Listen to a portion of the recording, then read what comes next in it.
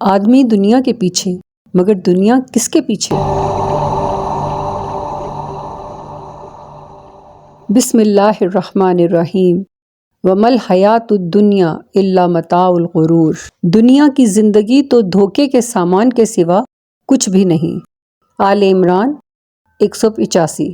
The life of this world is merely an illusory enjoyment۔ دنیا کی ظاہری چمک دمک دھوکہ ہی دھوکہ۔ حدیث نبوی صلی اللہ علیہ وسلم۔ سیدنا انس بن مالک رضی اللہ عنہ کہتے ہیں، رسول اللہ صلی اللہ علیہ وسلم نے فرمایا، جس شخص کا مقصد زندگی آخرت ہو، اللہ تعالیٰ اس کے دل میں استغنا اور بے نیازی پیدا کر دیتا ہے اور اسے دل جمعی اور یکسوئی عطا کرتا ہے۔ ایسے شخص کے پاس دنیا ذلیل ہو کر آتی ہے، اور جس شخص کا مقصد دنیا طلبی ہو، اللہ تعالیٰ اس کی محتاجی اس کی دونوں آنکھوں کے سامنے رکھ دیتا ہے اور اس کی جمع خاطر کو پریشان کر دیتا ہے، اور دنیا اس کے پاس اتنی ہی آتی ہے جو اس کے مقدر میں ہے۔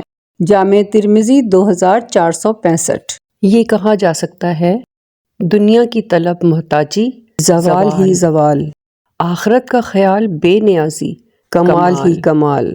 آپ صلی اللہ علیہ وسلم نے فرمایا، دنیا اس شخص کا گھر ہے جس کا آخرت میں کوئی گھر نہیں، اور دنیا اس شخص کا مال ہے جس کا آخرت میں کوئی مال نہیں، اور دنیا کے لیے وہ شخص مال جمع کرتا ہے جو نا سمجھ ہے۔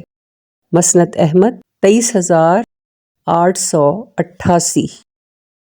قائم اسلام کو لائک، شیئر اور سبسکرائب کیجیے۔